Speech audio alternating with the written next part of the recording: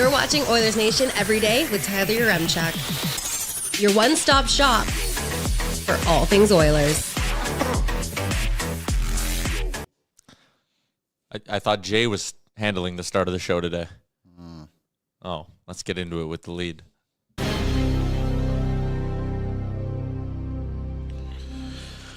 Welcome into Oilers Nation every day, coming to you live from the Sports Closet studio. Check them out online, sportscloset.ca. The show is a presentation of Bet365. Download the app today. Use the promo code NATION. Whatever the moment, it's never ordinary at Bet365. It's also a Sherwood Ford Giant Gameday edition of things. Plenty to get to on the program.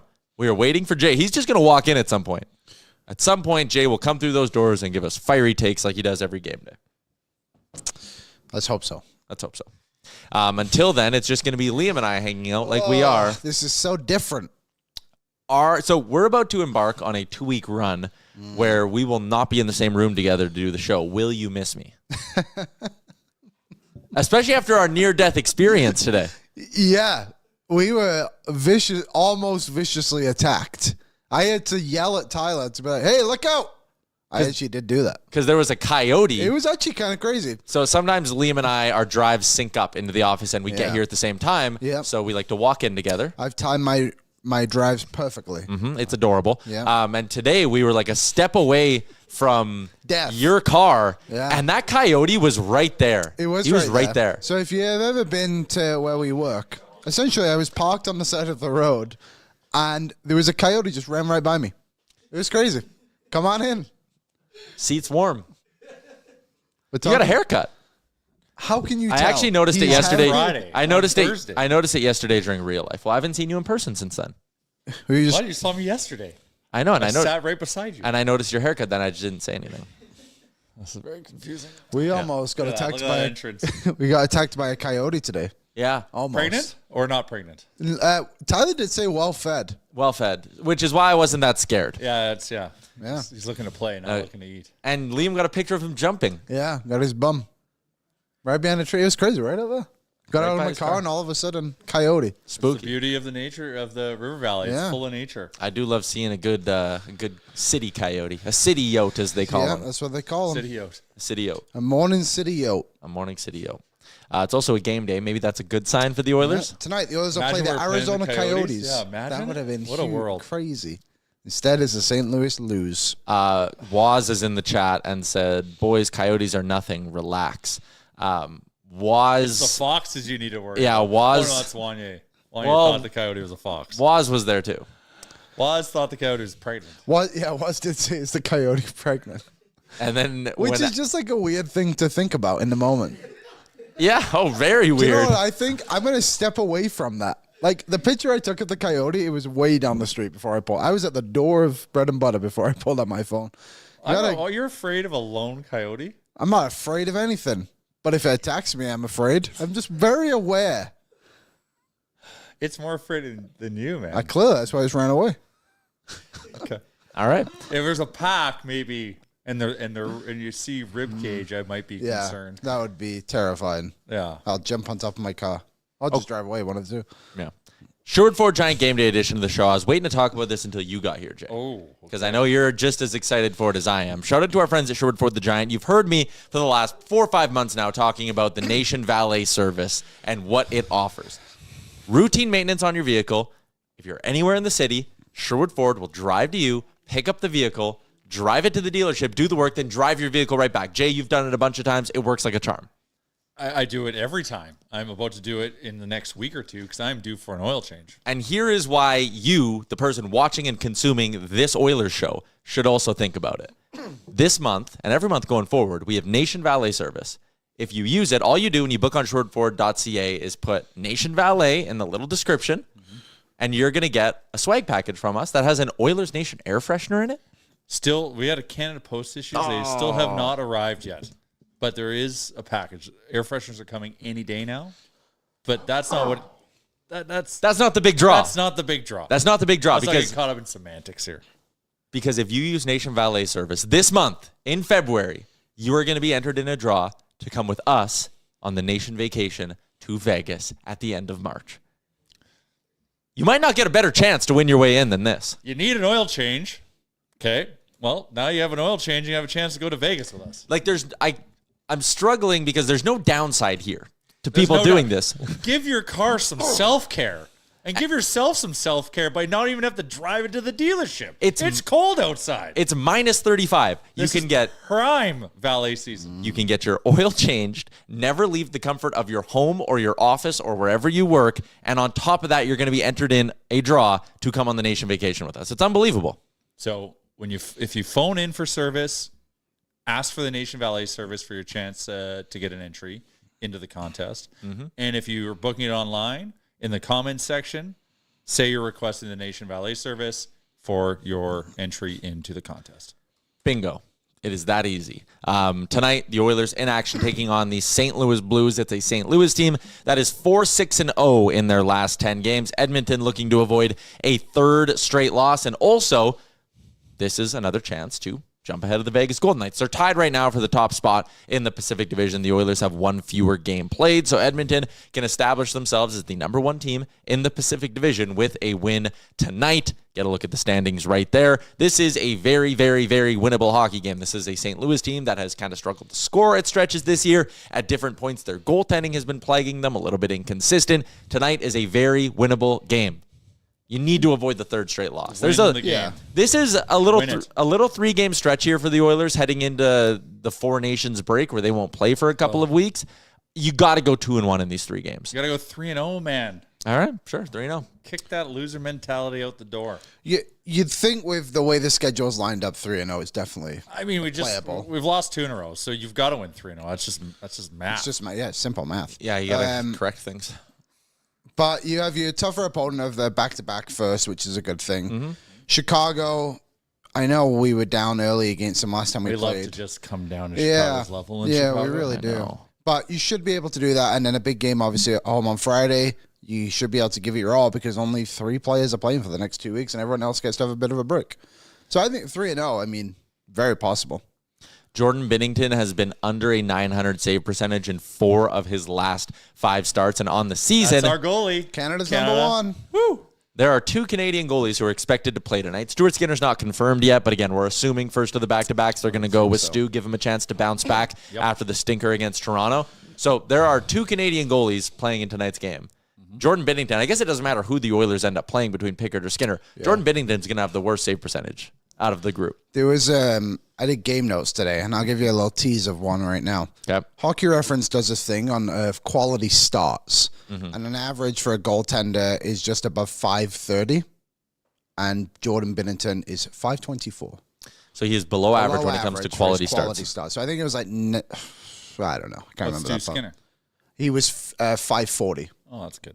So I think it was like 19 of his 30-something, whatever he's done, something like that. Liam, you mentioned you handled game notes, so why don't we get into a few of those and get ready for this matchup here tonight. Game notes brought to you by our friends at Service Credit Union. The Service Big Share Contest is back, and it's your chance to win $1 million just by saving money. Anyone can enter by becoming a member and saving with Service. Every $500 you save gets you 5 entries into the Service Big Share Contest. You can even double your entries when you invest in a registered account like a TFSA or an RRSP. You can set up your paycheck for automatic deposit into your Service account to earn bonus entries as well. Contest ends April 30th, 2025. Skill test required. For rules, visit service.ca/win. Jay's a big RRSP guy, a big TFSA guy, actually. Love my TFSA. RSPs are good.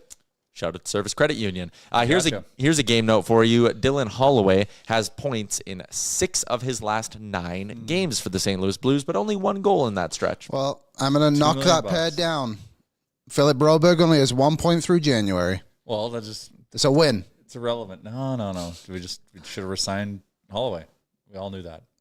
Anyways, I'm not going to get over it. I've got a signed Dylan Holloway photo in an Oilers jersey in my office. And you have a Dylan Holloway jersey. Yes. Yeah. BringDylanHome.com.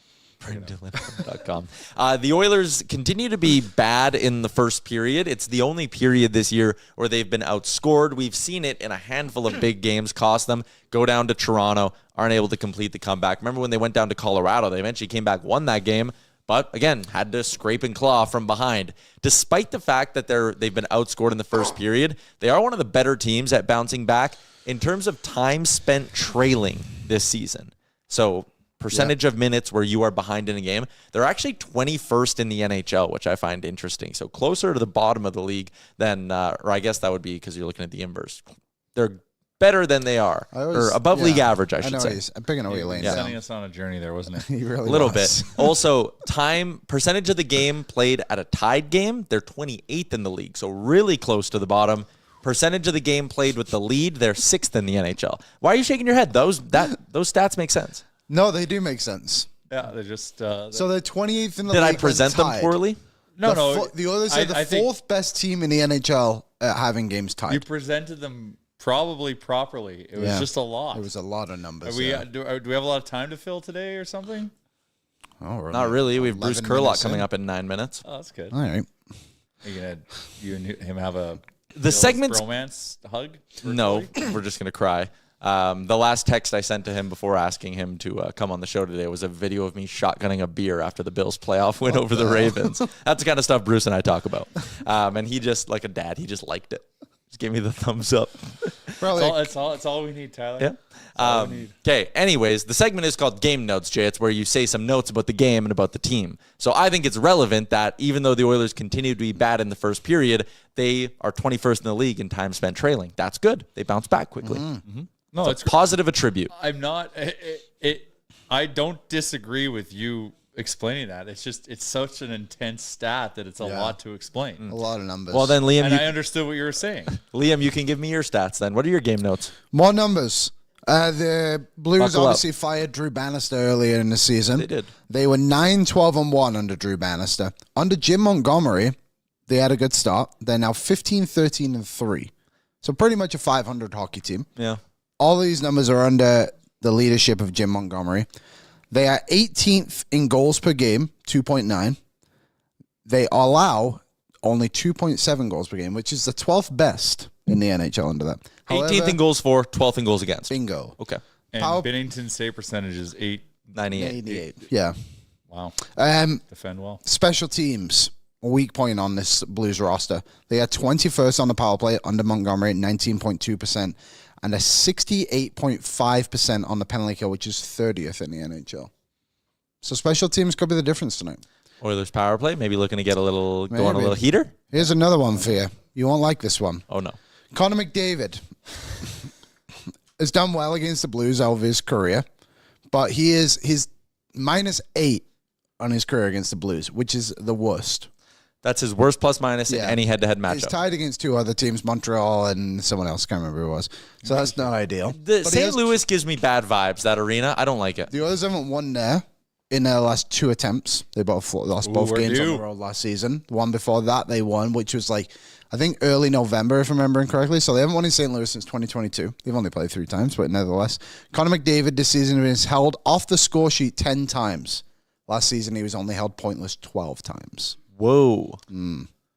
Connor's not been Connor this season, though. I think that's fair to say. I think one thing, too, he's had a lot of stops and starts. Yes. He got injured. He came back, had a pointless game. Suspended 3 games, comes back. Yeah, I don't know. I feel like he's sick.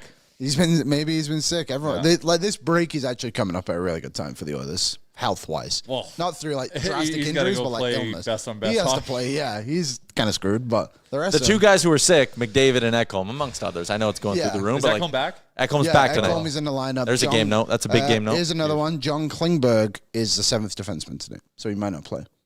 He was the 7th defenseman at skate yesterday. Did they skate this morning? No, they did not. Yeah. Not yet, anyway. But he was 7th defenseman at skate yesterday. I think he'll play. I think you want him to play will. You think? I think you got to get him going. I think it's back He's about to go on a long break. But I just think back-to-back games, give him tonight, play him Chicago, Colorado. That's kind of what I'm thinking, is maybe they just don't play him back-to-backs. But then again, if they don't have 15-game sample size, what's Bouchard's future look like in that regard? Oh, hey. Come on now. Wow. You take it easy over there. Did we make a breakthrough from our conversation last week? I was taking a swing at someone else's tweet. Oh, gotcha. I don't mind that Just a either. little jab. All right, let's continue along.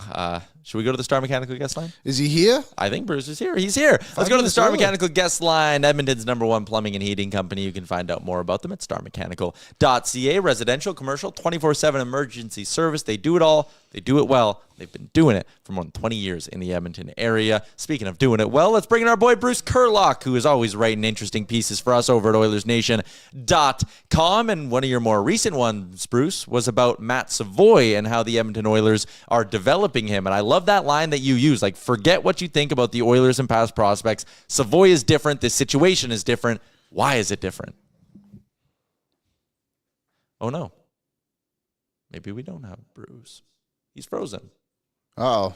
So then maybe we don't have Bruce. We'll wait for him to get like sorted out. Space at the moment. Yeah, a little bit. We'll try to reconnect here with Bruce in a moment. But he did write an interesting piece about Matt Savoie, who won the fastest skater at the AHL skills competition. His post skate interview was just enlightening.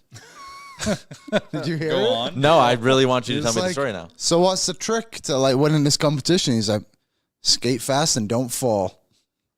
Amen, brother. Thank you, Matthew. Big one. That first turn he made, he was pumping. That's the key to those things. Is generating speed on the turn. I think people forget how good he is. Like coming, like, and we maybe got a closer look. Passion. He is an amazing player. He was so close to getting exceptional status in the WHL.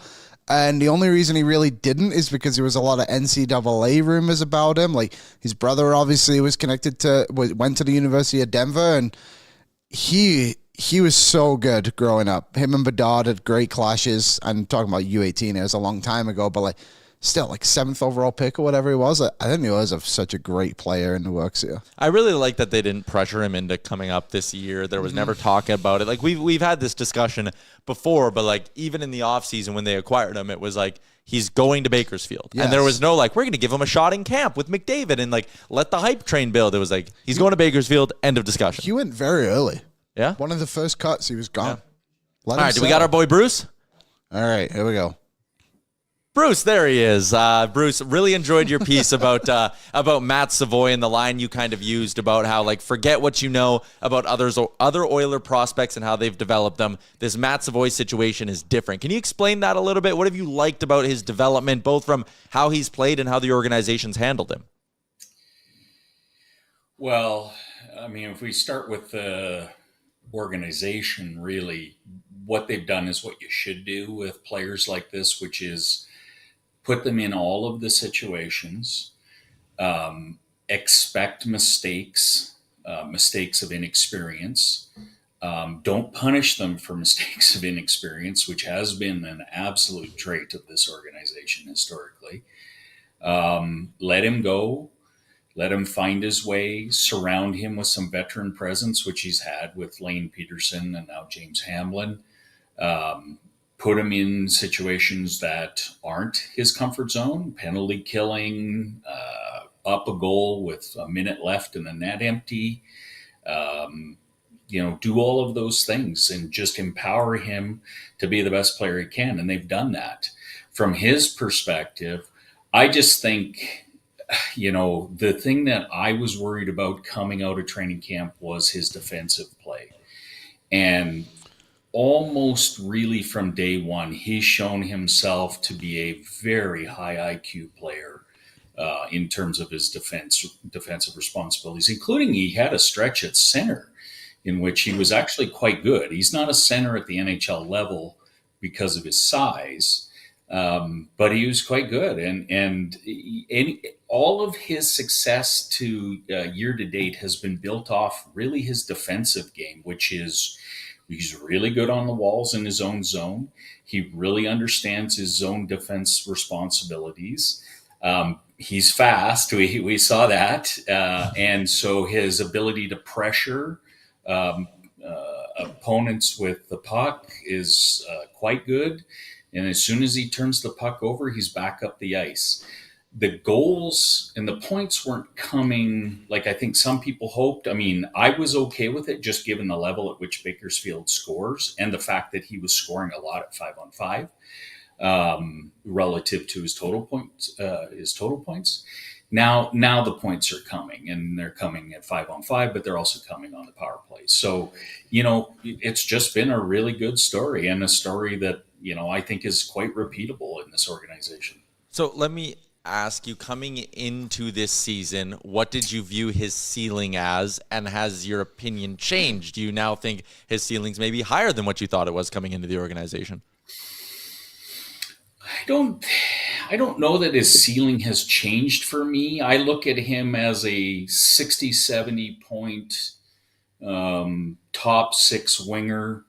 I don't know that that's changed. Maybe it's changed a slight bit to the upside. What I think is more changed, he's just 21, right? And what I think has changed in my view is his path to the NHL. Like it's much closer now. And the reason for that really is his defensive responsibility. The reason NHL coaches, you see this online all the time, the reason NHL coaches play veterans a lot, even when they see some of the decline in their play, is veteran coaches know exactly what they get from that player. And with a young player, it can often be chaotic. They don't follow whatever the structure is in this particular circumstance, and they get out of pocket, and it causes issues. Savoie is giving them an opportunity here to trust him in, I think, some pretty high-end roles. And he's going to have to be, right? If you end up on a line with Connor McDavid or Leon Draisaitl, you're going to have some defensive jobs to your game.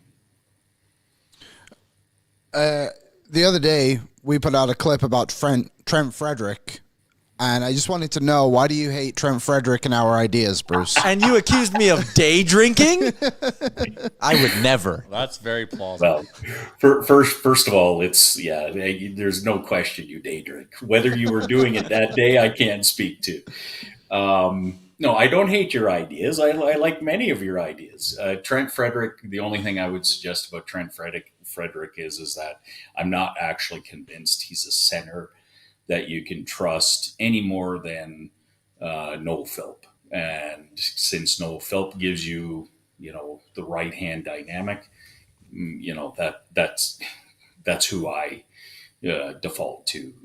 Frederick doesn't win a lot of faceoffs. He takes bad penalties. He does some nice things, no question about it. But I'm just not sure you're upgrading as much as you think you are. Is there someone out there that you like as a fit for the Oilers? Obviously, Frank released his trade targets list yesterday. Was there anyone on there that tickled that itch?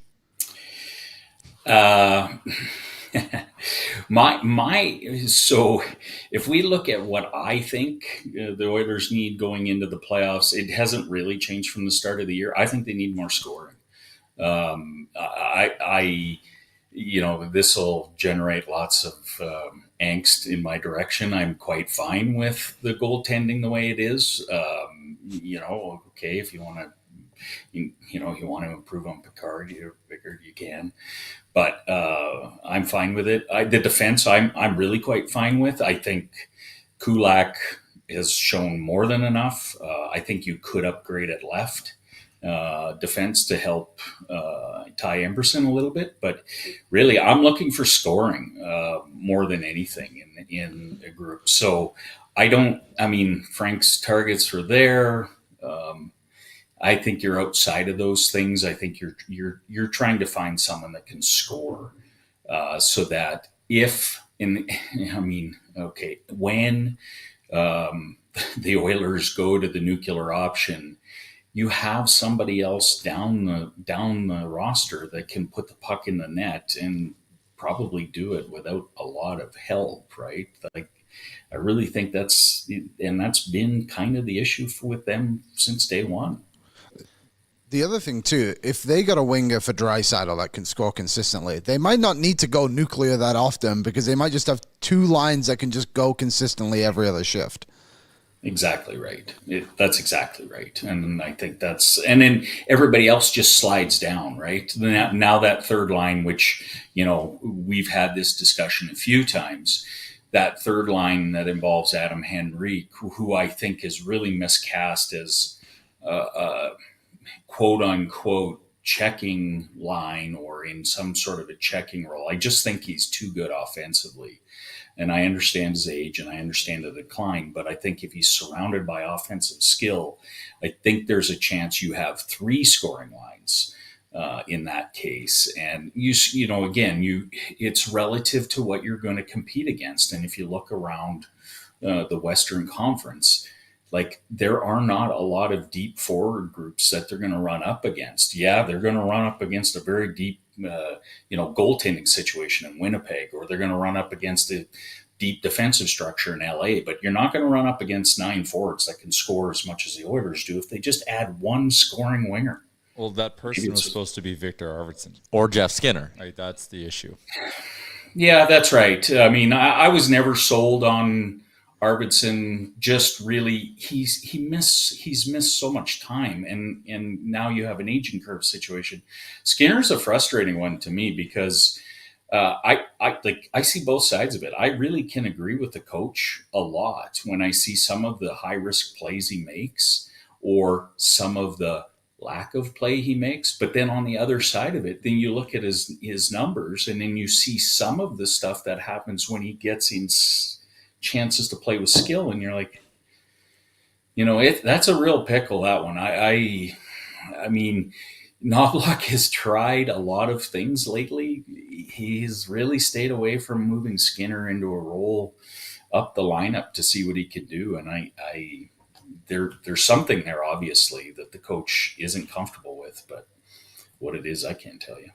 You talk about adding more scoring, and I did a video about this the other day, kind of looking through the system, but you know it way better than I do. They don't have a lot of draft pick capital in 2025. 2026, they do own all their draft picks, and then you look in the system, like, again, I have zero interest in trading a Matt Savoie. I think you got to keep guys like him and O'Reilly. Who are some of the prospects you look at in this system as maybe being trade bait, like guys who you can stomach letting them go, but they're going to have some amount of value outside of the organization? Do they have any pieces like that?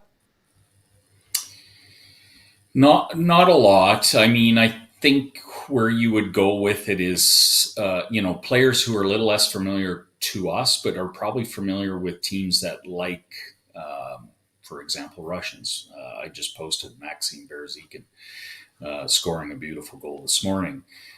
Big body Russians having a great year. He had a breakout year last year in the playoffs, and he's having another strong year this year. His contract expires at the end of this season, so he can come over. I'd like to see him in this organization because I think, you don't see many 6'4" right wingers that have high skill, and he does. His skating is the issue that might hold him back, but we'd see. But, maybe, is there a team out there in the East that values a Russian prospect like that maybe you can put in a trade? But, really the only other one that I would say that I would have cachet is Shane Lachance, right? 6'5", 220 pounds, great hands. His knock was, and, to some degree still is, his skating. But that skating has improved so much, I'm not even sure you want to trade him if you're the Edmonton Oilers until you try and get him signed. U.S.-born collegiate player, that's a challenge for this organization, or at least historically has been. But when I watch him a lot, I mean, he's Pat Maroon with a wicked wrist shot from the outside. Like I'd be leery about it. But if you're looking at capital that other teams might value, he's one for sure. What can you tell us about those other 2 Russian prospects they have playing over there right now? I'd attempt to say the names, but I just can't. Denizen, yeah, I think he's just a KHL guy. Yevseyev, the defenseman, is more interesting to me. That's a soap opera. I don't know if you guys have followed this, but he actually sued his own team for playing time. The interesting part of him is, he's a good size left shot defenseman, 6'1", 190 pounds, excellent skater. And he's very young. I think he's still 20, or he might have just turned 21. May 10th birthday. Yeah, so there you go. I'd love to see him come over here because I actually think he could play in the AHL almost. I'm sure of it. He could play in the AHL next season. Whether he would want to do that or not, I mean, his experience with AK Bars, it can't be that thrilling for him. So maybe there's that opportunity. You got Pog Colson on the team, Berezikhin in the system. Maybe there's something there, but he's a kid I'd love to see them give a chance in North America because his skating is excellent. He's got good size. Yeah, that would be interesting. Our chat only has one question for you before we let you go. Are the bricks behind you real or fake? Believe those are fake. Yes, okay. It's the other side of our wine cellar. How bad is that? Ooh, what kind of Flex wine cellar? Yeah, that is a flex. Red wine lifestyle. That's right. Well, I needed something to get through the decade of darkness. Yeah. That's fair, Bruce. That's fair. All right, I appreciate you popping on as always. Thanks for doing this. Thanks, guys. Have a great one. There you go, Bruce. Bruce Curlock. Wine doesn't hurt nobody. Well, yeah. Hey, maybe after a glass of red, Bruce is more open to Trent Frederick. Probably not. I mean, he's not factoring in his grit per 60. That's intensity. That's why we're bringing him in. And he's first-round pedigree. Yeah. The worry would be, guess, if you get him and then you aren't able to re-sign him after giving up all those assets. But if you win, then quite frankly, I couldn't care less. Yeah. And that's kind of where I was going with the prospect thing is what kind of an incoming piece do you need to part with Bo Akey? I think the Oilers have an underrated prospect pool. I don't think it's great by any means, but I think there's a lot of players in there that will actually be NHL level talents. I thought we had one, and Bruce identified four. Yeah, so, okay. You know what? I know very little about the guy who's suing his KHL team. I like him. I didn't know he had sued him, that takes some gumption. Yeah. There was points. I remember last season Bruce was tweeting about. Maybe it was the start of this year. He was playing 8 30 seconds. He was playing basically a shift. They'd put him out for a shift and just park him on the bench the rest of the game. So It's crazy. There's some layers to that. Yeah. But I like the idea of being you know what? If I take legal action, maybe I'll get some PK time. Yeah, maybe. I mean, hey, for a 6th-round pick, Pugliarvi should have tried suing us. That would be crazy. How do you go about that? I don't know. You know, surely contact a lawyer who's dumb enough to buy your story and try to take down the big machine. There you go. The Oilers weirdly have goalie prospect depth. They have 4 solid goalies. But a lot of teams do is kind of my point. There's good 'cause you goalies draft everywhere. Every year. Yeah. Every year the Oilers draft a goalie. Which some would say is a smart move because, again, you should. The only way to find the next Igor Shesterkin is to take shots in the 5th to 7th round. Yeah. Yeah. And you're going to be wrong 99% of the time, but once every couple generations, you'll hit. They're good. Yeah, because the Oilers obviously have Skinner he's not a prospect, but he's still only 25, 26. Rodriguez in Bakersfield, then they have those 2 guys playing abroad. Samuel Johansson and Emil Vinny, whatever his name is. Villy? The Finn. Second round pick this year. Yeah. The Finn. All right. Liam, speaking of goaltending, you had a big take you wanted to give us. You did some research, and we always love when you dig into the research. Yeah. One big take brought to you by Yeti. Crave the cold, extend your ice time with hard-hitting gear that's built to honor the toughest spot on earth. Shout out to Yeti's new Camino Carry-All tote bag. Durable to carry skates, gloves, helmets, jerseys. We had some out at the Pond Hockey Tournament. They work beautifully, come in 3 sizes as well. Easy to clean, so if you're someone who works outside, works in the trades, this is a bag that keeps everything nice and warm, same temperature, and it's durable. Shout out to Yeti. Crave the cold with Yeti. Liam, your one big take for today. My one big take is from yesterday that we had to push to today. But the Oilers need more from Skinner in these big games. Stuart, that is, not Jeff. Maybe both. Yeah, maybe both. But mostly Stuart Skinner. I looked through the numbers, and these are all from Natural Stat Trick, so do with that what you will. But Skinner, out of the 10 goalies in the NHL from the top 10 teams in the league, Skinner is 10th across the board in save percentage, goals against, expected goals against, and goals saved above average. So you can kind of see that. So, sorry. It's not ideal. So goals saved above average is basically Can you explain that one a bit better than I can? I get it. Does he stop the shots he's supposed to? Yeah, there you go. Evidently, not as often as the other quality players in there. So the one thing. So these are the starters on the top 10 teams in the NHL. Yeah. So the one thing that's slightly adjusted it. Mackenzie Blackwood. I didn't count his numbers when he played on San Jose. So those are strictly from when he was on Colorado. Okay. And these are all strengths, not just 5-on-5 numbers too. So the Oilers need more from Skinner in these games. He's obviously had some good ones. The Vegas 2 are pretty good. Obviously the Oilers lost one of the games 1-0, but he was fairly decent in them. The other good game he had was where is it now? Carolina earlier in the season. He was pretty solid, but his numbers are slightly let down from that Winnipeg game still earlier in the season, but he's just not been able to recover as well as you would want. Pat, do we have the month-to-month numbers as well? I think those ones are pretty solid to look at, but there you go, month-to-month numbers. So clearly October is where the Winnipeg game was, as you can tell. Yeah. And he's just not been able to get above that 0 mark on so goals this is average. This is like a rolling total, or is it just his numbers in those months? Just numbers in those months, strictly from those months, in games. So on average, it's typically around in games 2. against top 10 teams? Yeah, so in October it was 3 teams, November it was 4, December it was 3, January it was 2, and then I didn't count the Toronto one in there because it was 1 game. Yeah. So I believe in Stuart Skinner.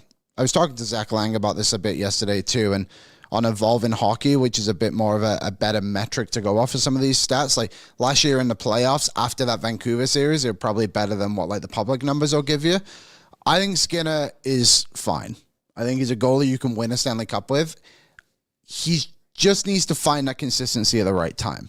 The other part of this is like what we said yesterday. There isn't really an option. Yesterday I Googled Karel Vejmelka trade rumors. The most recent article was from June. He's just not available. Like just doesn't seem to be a market for goalies right now.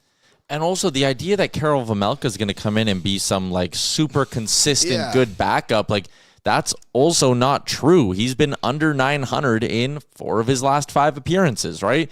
Again, you can go through and find long stretches where he's 920 or better for a few games, and then he goes down to being 840 for a few games, 818, like he had a bad year last year. Like the idea that going and trading a 3rd-round pick for Vejmelka at 50% retained is fixing all your issues isn't true. I don't think you want to screw yourself cap-wise by going out and giving up what Anaheim wants for John Gibson. I think it is a genuinely stupid idea to acquire a guy who has 2 more years at $6.4 million. And everyone goes, well, surely they'll just retain half. What do you think they want to keep half of that salary for the next 2 seasons? It's a lot. I am not 100% against going to get a goal. Pick. You think they will trade? Market set. Thank you, Chicago. Oh, but then you're giving up a 3rd to get him retained, and then Anaheim's going to want a 1st for Gibson or a 2nd for Gibson. Like again, I am not totally against the idea of going and getting a backup goalie. I have just yet to been presented with a case that makes sense. Like we saw Frank Slush yesterday, and the only goalie on there was Dan Vladar. Like he stinks. You don't. It'd have to be something that's off the wall. And the reality is it's tough to pull off a goalie trade in season because it could just shake up things for many reasons. Mm-hmm.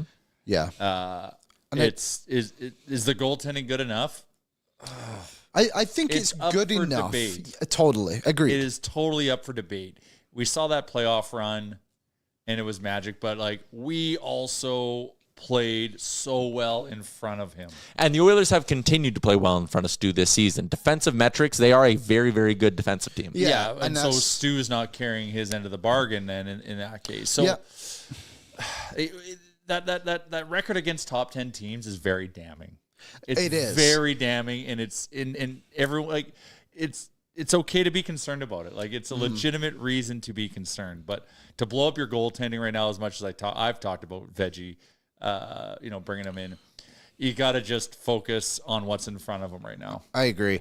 The other thing I'll throw into this conversation too, the Oilers have only scored 35 goals. So it's 13 games the Oilers have played against top 10 teams. Yeah. They've scored 35 goals. So they average 3.5 a game? That's not bad. That's not bad. But some of those games, like you get shut out 6-0 against Winnipeg. You lose 4-1 to Dallas. The offense, we all remember, just wasn't going in that game.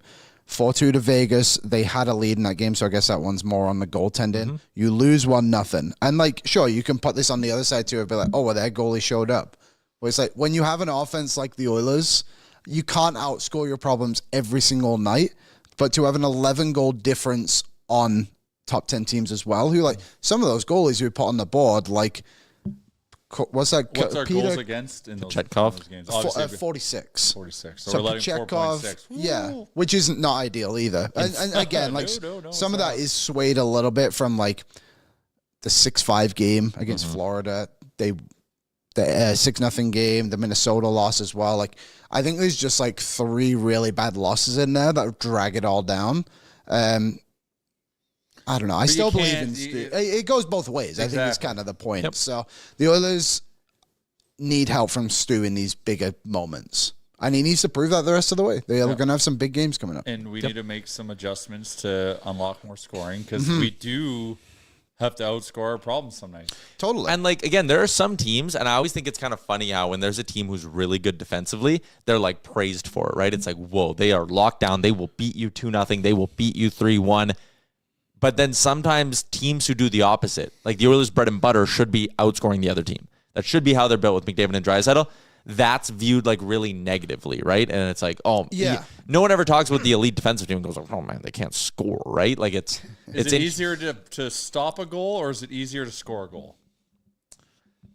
Prevent a goal. I think it's easier to like just systems wise to prevent goals. Because you can that's why. You can build up a trap. And I guess LA is a team that would be sort of the opposite, where like they were ripped for you can't score, and if you do not score, you are not going to be able to win. So maybe that's like the reverse of this whole thing, but I don't know. So over the last 2 seasons, these are the goalies that have been traded. Obviously, New Jersey went and acquired Jake Allen last year. Which was a great deal. And like maybe in hindsight, that's something the Oilers should have been in on.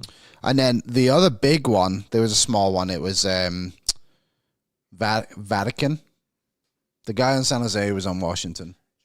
Vanacek? Bingo. You were thinking of Vanacek or Kakinen, and you went Vakinen. And they were just thinking about the Pope and where he lives in the Vatican City. I often do. The big one, obviously, you may remember because the Oilers eliminated them in the first round, the LA Kings went and acquired Jonas Korpisalo. Also got Gavrikov, bigger deal. Desperate for a goalie. Quick was not good that year, and whoever the backer was that the Phoenix Copley year? Was that? Yeah, I think it was Phoenix Copley. Yeah, like they needed a goalie so bad. I don't think the Oilers are in like that dire of a need. Yep. And I saw people yesterday being like, good organizations go out and get a goalie to help them in this spot. So like find that player. It's like I think the last team to do it at the trade deadline was the Oilers.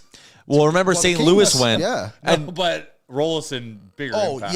Yes. Well, the last team to have it work, you could almost argue, was the Oilers. Because remember when Buffalo gave up everything to get, or St. Louis gave up everything to get Ryan Miller from Buffalo, and he fell flat on his face. And they were out in like the first round, and it didn't work. That's the risk of trading for a goalie. So it's just, we can call it out as a concern.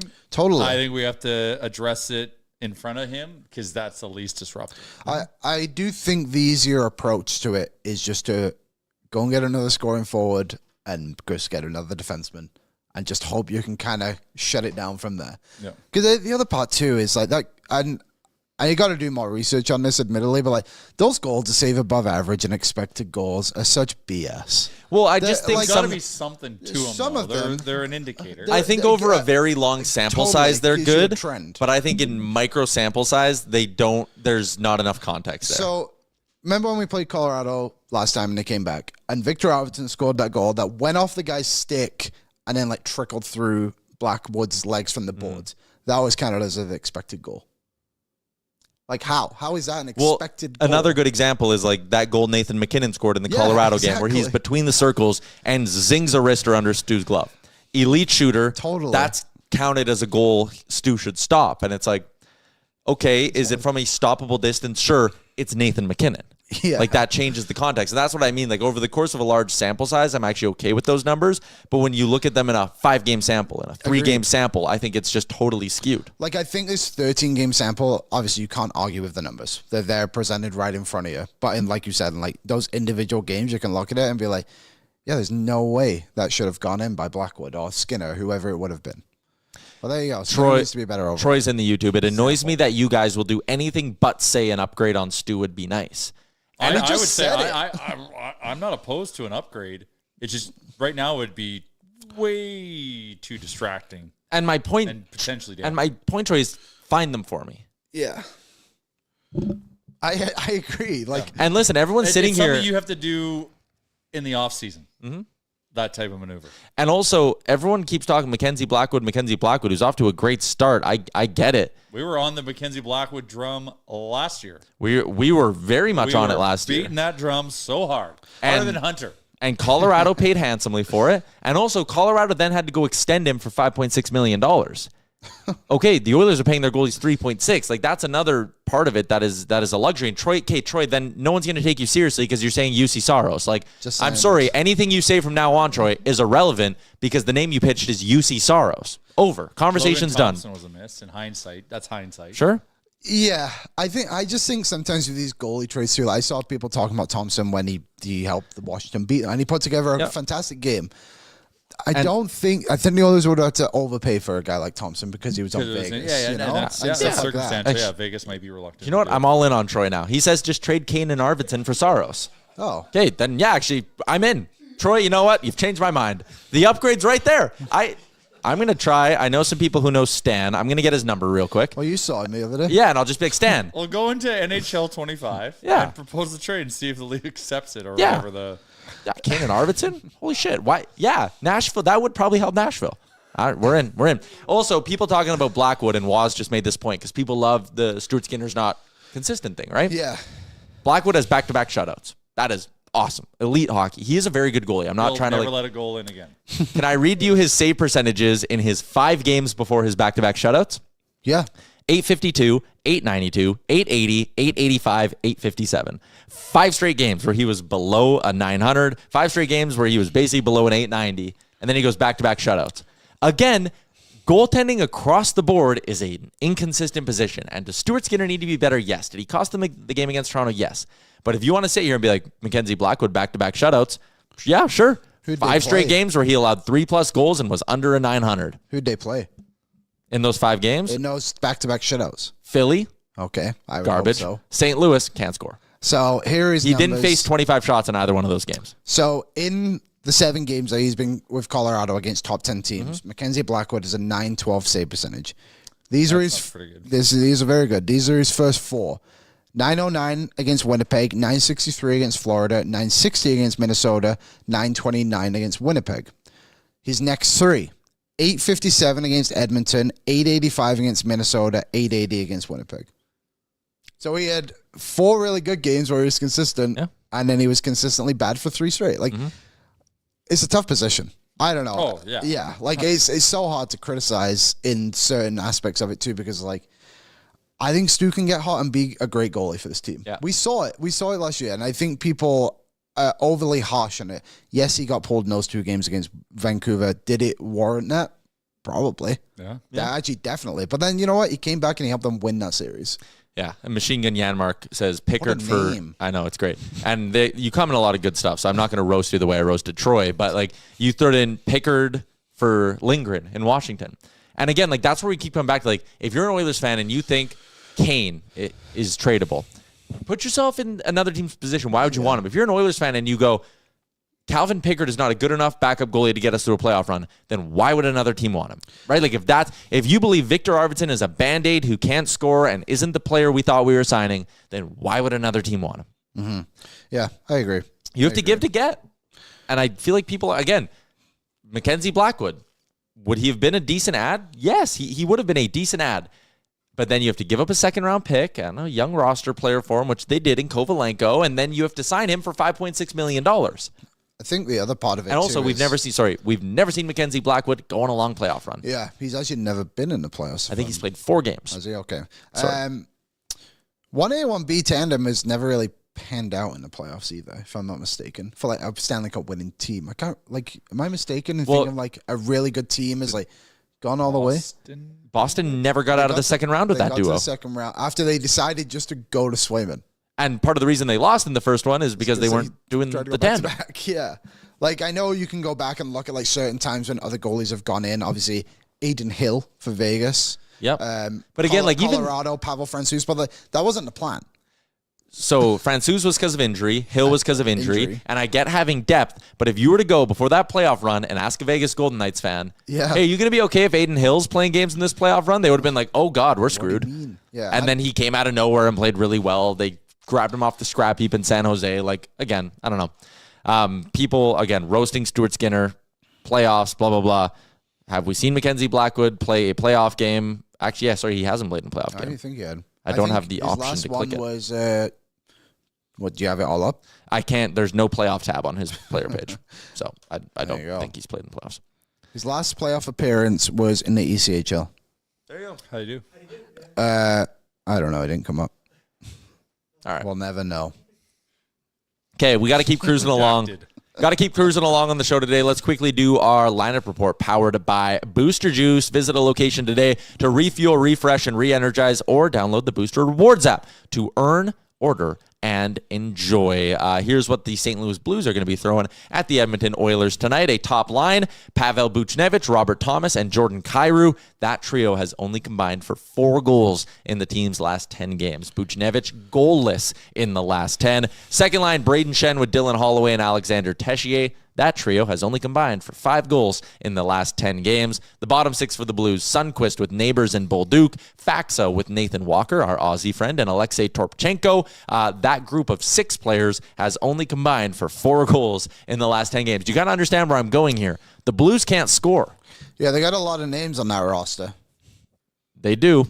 And not a lot else to go with it. I like a lot of the players, but yeah, Alex Tessier in their second line isn't putting a lot of fear into. In the last 10 games, the Blues' leading goal scorer is Colton Parayko with 4 goals. He's on the top pair with Cam Fowler, Philip Broberg with Justin Falk, Ryan Suter with Nick Leddy on the third pair, and Jordan Binnington there's a lot of is old the names on that blue line, eh? Yeah. Just classics. Yeah, man. Ryan Suter. Oh, geez. Yeah, Nick Leddy and Torrey Kruger both out. Tyler Tucker's listed here. I believe Nick Leddy's making his return to the lineup. Oh, really? Today. Yeah. Well, that'll need an edit in my game notes. For the Edmonton Oilers, McDavid with Draisaitl and the Worm, Corey Perry. What'd you make of top line Corey Perry last game? Loved it. Yeah, it worked. He was he was a factor. So why not? And what that does is it allows us to push some speed down the lineup. Yeah. And he's still got his touch. Like he's still savvy vet. He's still savvy. Yeah. And McDavid raved about how smart he was today. He brings that grit too. So if there's a scrum or something, Perry's going to be flying in there, or at least at the speed that he can fly at. Yeah. Nuge with Arvidsson and Hyman. Henrique with Skinner and Kapanen. Bruce talked about surround Henrique with skill. That third line is not a checking line. It's a scoring line. That's what they're doing here. Kapanen and Skinner are 2 of the worst defensive forwards by expected goals against. So play him with Henrique. Hope they score. That's all we got. Yeah. It's not a bad idea.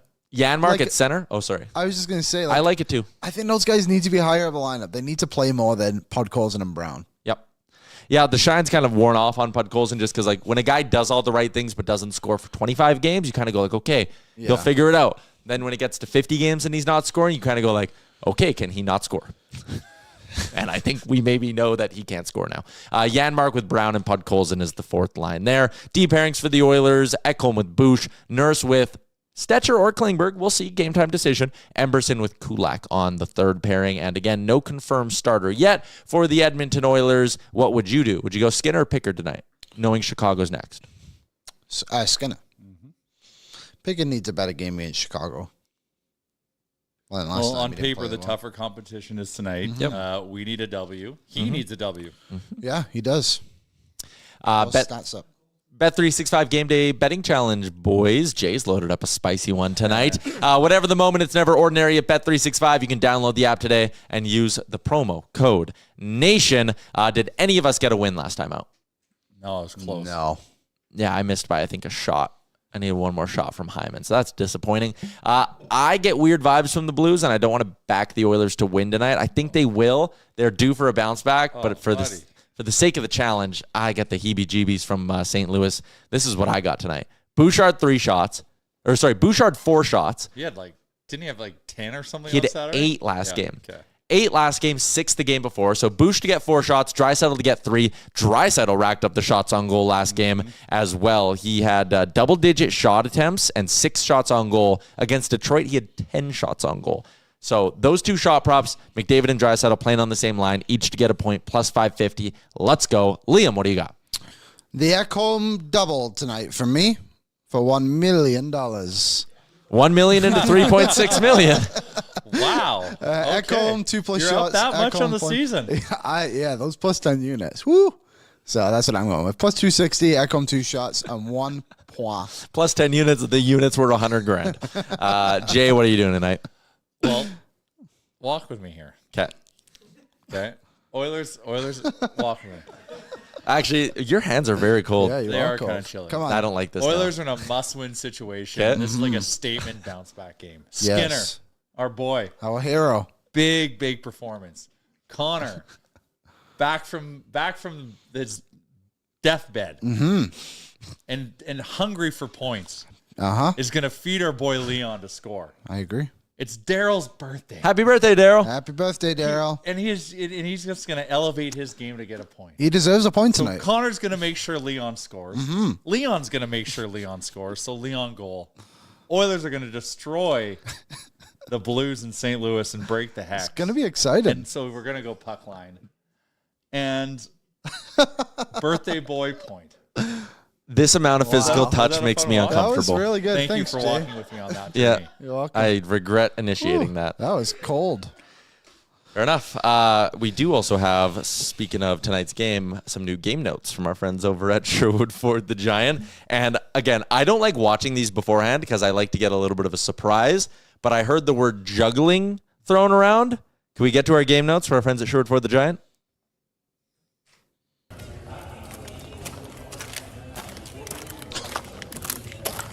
With 29 saves on 31 shots last time out against the St. Louis Blues, I'm sure Stuart Skinner can handle much more than water bottles. Hey Oilers Nation, Bert here from Bert's Bus out at Sherwood Ford the Giant. Evan Bouchard isn't just playing hockey, he's racking up stats like he's playing poker. 5 points in 5 games and 21 shots. At this rate, the jackpot's gotta be coming soon. Let's go Oilers! Zach Hyman has 7 goals in his last 10 against the Blues. He's practically got their team logo hanging on his dartboard. And the Oilers winning 5 of those? Coincidence? I think not. Let's go Oilers. Shout out to our friends at Sherwood Ford the Juggling Giant. water bottles. Giant Mike with the juggling. That's a skill. It is. Go get the Nation Valet service. Go It see our makes friends there. not using the Nation Valet service makes no sense. Especially right now. Yeah. It's miserable outside. Yeah, I'm at like 15% oil life, so I am due for an oil change. right. ASAP, Rocky. Giddy up. For our friends at Sherwood Power Sports and Marine, home of the $50 biweekly ATV, they can get you on a boat next summer for as low as $105 biweekly. They're hockey fans helping hockey fans with motorcycles, quads, e-bikes, boats, fishing gear. They got it all. And a great maintenance service center at Sherwood Power Sports and Marine, right in the heart of Sherwood Park. What do you guys want to see from the Oil tonight? Keys to victory. I think that special teams power play for me is the one that's got to click. So yeah, I'll say get on get in the box and get on your horse and score some goals. Puck possession. If you are holding on to the puck, they will take penalties. If they take penalties, you will score on the power play because their PK sucks. I like that. Jay? Let's keep the goals against extremely low. Nice bounce back from Stu would feel good for the vibes. Yes. Yeah. I would like that. I would very much enjoy if tomorrow when we have Frank Saravalli on the show, we Yes. do not need to ask him about goaltending because Stuart Skinner plays excellent. That'd be Ask nice. him about Crosby instead. May as well. What Yeah. do you want to Who are you ask talking him? to? Source? I got people boots Yeah. on the ground in Pitt. In Pitt. Time's short-handed this year. Where does St. Louis rank in that stretch? They are... wow, they actually don't take a lot of penalties. They are 29th in the NHL in times short-handed this year. Only 3 teams are lower than them. The Edmonton Oilers are one of them. Damn. Refs don't like power play fests when it's an Oilers game. No, they do not. No, sir. All right, quickly for our friends at... We got one more thing I want to do because there were a couple of rumors flying around. So let's do that for our friends at the Edmonton Police Service who want to remind you to curb the danger. If you suspect a driver is impaired by drugs or alcohol, call 911 immediately. Remember, driving under the influence of drugs is impaired driving, even if it's cannabis or prescription medications. For more information on Curb the Danger, visit edmontonpolice.ca/impaired driving. The Vancouver Canucks apparently making Carson Soucy available. That's their free agent track record is putrid. They're a mess. They're a disaster. Yeah, They're good. a mess. They're not going to recover from this JT Miller trade. You weren't a fan? Well, Do you think they kept the wrong guy? whatever happened, it wasn't going to be good. But yeah, I think if you want to build a winning team, you lost the player you should have kept. Now, granted, they probably don't have the core to build around a JT Miller to insulate that, so he probably wasn't a fit there. But Elias Pettersson has to show up. Like they've just signaled, management just signaled to Pettersson, like, all right, here's the keys, drive the bus. It's a big 2 months for him. His no trade clause kicks in July 1 this year. I won't be shocked if they trade. Well, Swedish GM. Nope, I wouldn't be shocked if they trade him either. Swedish GM. They've got 3 Petterssons now. If the Canucks were to keep 50% of Carson Soucy and he was 1.6 mil, any interest there, or is it kind of just pointless? No. Okay. I think it's bad for the vibes too, given the playoffs. They cross-check McDavid Right? in the It's chops. so we don't need bad vibes. They brought in Brandon Manning once. Yeah, and how did that that worked go? really well. So we should go circle back, Sure. double down on that. There's just some players who I would never want to see in an Oilers jersey. And Soucy's one of them? Anyone on the Canucks' current roster? Except for Quinn Hughes. Yeah, besides him, who won't play tonight, by the way. Ooh, spicy. Allegedly getting Hello traded. for a trade. Let's hope. Maybe. And Rasmus Anderson's the other one. As great as he is, I honestly he drives me cannot stand that guy on the ice. I know. So he's another one. Frank Saravalli today on DFO Live saying before he was traded to Vancouver, the Edmonton Oilers went very far down the line on Drew O'Connor. Apparently they liked him. So that maybe gives you a bit of a hint as to what they could be looking to do ahead of the deadline if they were considering a guy like O'Connor, who is a left shot left winger. 6 goals in 54 games this year, though. I don't see a ton of upside with him. It's a little 4 more puzzling. goals than Yaremchuk, I guess. Decent. What is the point in that? Depth, I guess? Like, I guess Yeah. if you were going to go get Brandon Saad, or wanted to, we assume, I mean, I kind of get it, I suppose. It's only costing you like a 4th, 5th round pick at most, maybe. All right. We talked about adding more scoring with Bruce. Yeah. What if I told you there is a 6'4" winger who has scored 20 goals in 3 straight seasons who's being healthy scratched tonight? Would you be interested in him? What team is he on? Let me guess his name. He is on. I told you about him before the show. I don't remember what you said. Utah. Oh, Lawson Krause. Lawson Krause is a So- healthy scratch tonight. Here's a little bit of something for you. My sister knows Lawson Krause's cousin who lives in Sherwood Park. That's the only connection we needed to make this work. And they are like close family. Like Okay. he legit He comes to from a good family, Like right? when he plays in Edmonton, family come to watch He him. comes to Edmonton. Yeah. He's got grit per 60. He's got grip per 60. He's got 2 more years at $4.3 million. Can you get some retenciones? Utah has no retained money on the books. Because they're a brand new franchise. Touche. Fair point. I don't think I do on him. It just seems like a guy that has never hit expectations. You know what I mean? Yeah, but you're not bringing him here expecting him to be 27, big body. Last year, 23 goals in 81 games. Year before, 24 goals in 77 maybe I games. do want him Year before that, 20 and 65. I think What's his his foot physic- speed is kind of his Must be. issue, but he's a unit. What's his physicality? Like, how is he on the physical side of things? Because that would change my What are his approach. PIMs? That kind of is a loose indicator. He racks them up. Awesome. 24, 36, 35, 52. So, I mean, I'm not acquiring a guy because he racks up PIMs, but Gord says Well, I'm it's a signal of physicality. Is what I'm saying. yeah. I guess I don't hate Lawson Krause. I just always wonder with those guys, like, what are you having to pay for a guy with 2 years left? You know? I mean, but then you can look at Utah and, like, do they have a lot of redundancies in that forward group? I kind of think so. And if he's getting healthy scratch, they don't value him. So does Utah see value in getting out of the money? Or can Utah wait till the offseason and get more for a guy with only 1 year left after this one? There's 2 more after this one. No, at the end of this one, Yeah? he'll have 2 years on his deal. That's Yes. what I'm saying. Oh, that's what I was saying, too. You guys are saying Yeah, we're same saying thing, just okay. different. Yeah, one So I did a little bit of research this morning, actually, Okay. You got to go, don't you? maybe. All right. on Oliver Bjorkstrand, Okay. because we discussed heatedly yesterday. He runs He's soft. a Dane though. He's a great Dane. What did you say? He runs soft? What does that mean? Just a little bit too soft for my His liking. for 60 is negative. He definitely doesn't battle on the boards. That is for sure. Yeah. However, he's a really good puck mover. Like, he does not hold on to the puck very long. Like, that puck is on his stick and it is gone to the next guy. And I think as someone that actually would work next to Draisaitl. However, defensive awareness is basically zero. So I'm not signing up to pay that guy that much money. I'm probably out on him now. There we go. After doing a little bit more research. But the others need a top six guy. On the fly research? We talked about it yesterday. I watched a couple of his games this morning. The guy can score and he knows how to shoot. Like, he's got a shooter's mentality.